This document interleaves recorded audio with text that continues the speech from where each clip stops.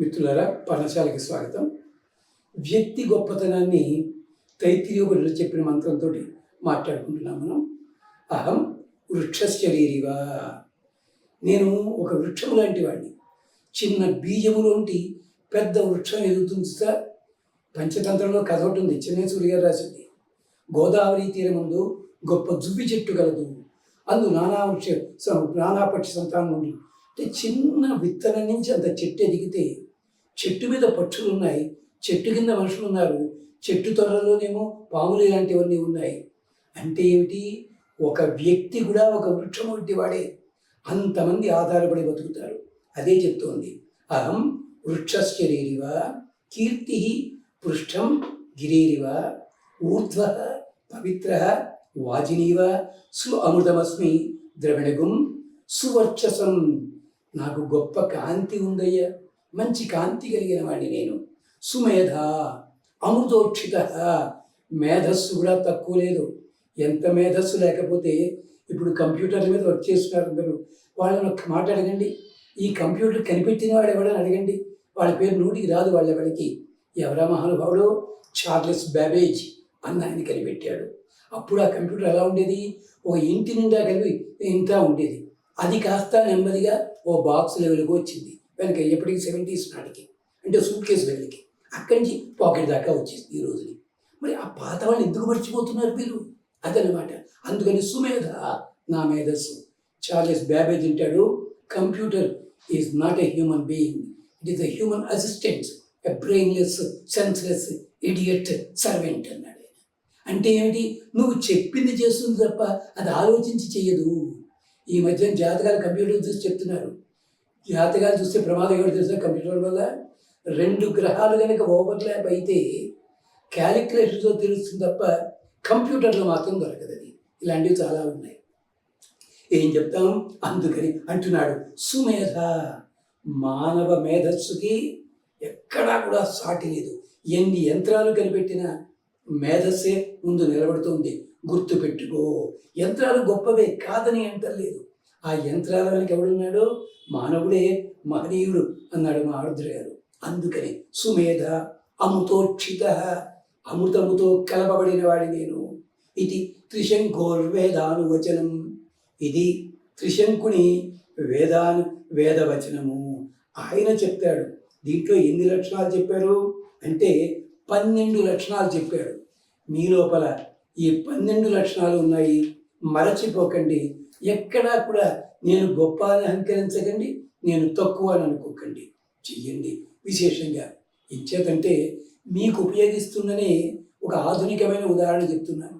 ఒక బెంగాలీ నటుడు ఉండేవారు, ఇప్పుడు నాకు తెలియదు, పెద్ద ఆయనకి భర్త అవార్డు వచ్చింది 72లో. ఎవళ్ళు అడిగారు, ఎలా అనుకుంటున్నారండి? వాళ్ళు ఇచ్చారు, తీసుకున్నాను అన్నాడు. అదేమిటండి? అవును, నేను నటుడిని, వాళ్ళు డబ్బులు ఇస్తే నటిస్తాను, అది వాడికి వస్తే ఉపయోగిస్తుంది, లేకపోతే అంతే, నేను ఒకసారి సినిమాలో వెళ్తే మళ్ళీ సినిమా చూడను అన్నాడు ఆయన. అదేమిటండి? చూస్తే ఆ పాత్ర ప్రభావం నా మీద పడి తర్వాత మళ్ళీ కొత్తగా యాక్ట్ చేయలేను. ఉత్పల్ దత్ అన్నాయన. అంటే అలాంటి వాళ్ళు రకరకాల రంగాల్లో ఉన్నారు. సంగీతంలో ఉన్నారు, నాట్యంలో ఉన్నారు, విజ్ఞాన శాస్త్రంలో ఉన్నారు. ఇలాంటి వాళ్ళు ఎంతోమంది ఉన్నారు. ఆ స్థాయికి మనం ఎదిగే ప్రయత్నం చేయాలి. అహం వృక్షశరీరివా, ఎంచేత నేను వృక్షము వంటి వాడిని. చిన్న బీజము. చిన్నప్పుడు చదువుకుంటున్నప్పుడు ABCD నేర్చుకుంటూ ఉంటే నేను MA లిటరేచర్ గొప్పవాడు అవుతాను ఎవడైనా కలగన్నాడా? లేదు కదా. నేను ఇంజనీర్ అవుతాను ఎవడైనా చెప్పాడు కదా? లేదు కదా. కానీ ఏమైంది? క్రమక్రమంగా ఎదిగాను. అహం వృక్షశరీరివా. కానీ నేను అహంకారం కోసం కాదు ఇది, నేను ఇలాంటి వాడిని తెలుసుకోగలను. ఊర్ధ్వ, ఉన్నతుడను. అంటే ఎదగదలుచుకుంటే ఎదిగి తీరతాను నేను. హనుమంతుడు ఉన్నాడు, మామూలుగా వెళ్ళాడు, లంకా నగర్లోకి వెళ్ళాడు, పిల్లి సైజులోకి వెళ్ళాడు, సీతమ్మతో మాట్లాడు, మళ్ళీ మారాడు, రూపులు చేతనైంది, నాకు చేతన ఉన్నది, చెయ్యగలను. అలాగే వామనుడు ఉన్నాడు, కొలుచుకోవడానికి వెళ్ళి పొట్టివాడు, తర్వాత ఎదిగాడు. అది అంచేత నేను ఎదగగలను. ఉత్తర కుమారుడు ఉన్నాడు. మీకు అందరికీ కూడా ఉత్తర కుమారుడు అంటే యుద్ధంలోంచి పారిపోయాడే కంగారు పాపం. కానీ యుద్ధంలోంచి పారిపోయిన వాడు నెల తిరగకుండా కురుక్షేత్ర యుద్ధంలో భీష్ముడితోటి 6 గంటలు యుద్ధం చేశాడంటే అతని టాలెంట్ లేదా? ఉత్తర కుమారుడు ఎందుకు పారిపోయాడో భారతంలో ఉంది. మనం చదవము, సగం సగం చదువుతాము. వచ్చిన గొడవది ఉత్తర కుమారుడు అనగానే హాస్యనటుడు అనుకుంటాం. దురదృష్టం అది. అది కర్మ అన్నమాట. అలాగే వీళ్ళందరూ కూడా ఊర్ధ్వ, చాలా కింద స్థాయి నుంచి అంత స్థాయికి ఎదిగిన వాడిని వీళ్ళంతాను. అలాగే నేను కూడా అలాంటి వాడిని. పవిత్ర అంటే దోషరహితుణ్ణి. ఎలాగో తెలుసా? ఒక కట్టె ముక్క ఉంది, కట్టె ముక్క కాల్చాం, నిప్పు ఉంది. ఆ కట్టె ముక్క వంకరగా ఉంటే నిప్పు వంకరగా వస్తుందా?